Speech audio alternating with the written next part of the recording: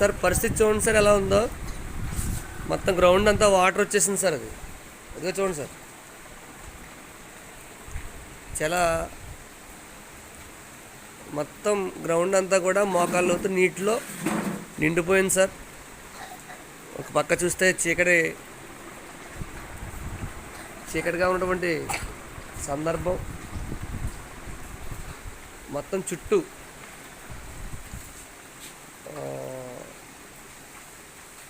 Water అయితే బాత్రూమ్ల దగ్గరికి వెళ్ళడానికి కూడా మార్గం లేకుండా నిండిపోయిందండి. ఇక బాత్రూమ్ లోపల అయితే వాష్ బేసిన్లతో సహా నిండిపోయాయి. బాత్రూమ్లకి వెళ్ళక్కర్లేని పరిస్థితులు వచ్చేసింది. అలాగే చుట్టూ వాతావరణం అంతా కూడా ఎలా ఉందంటే వాటర్తో నిండిపోయిందండి. మన స్కూల్ పెట్టుకున్న ఈ కొంచెం ప్రాంతం మాత్రమే కొద్ది పొడిగా ఉంది, కానీ ఈ జల్లు వాన కొట్టడం వల్ల ఈ క్లాస్ రూమ్ అంతా కూడా ఆ పక్క ఈ పక్క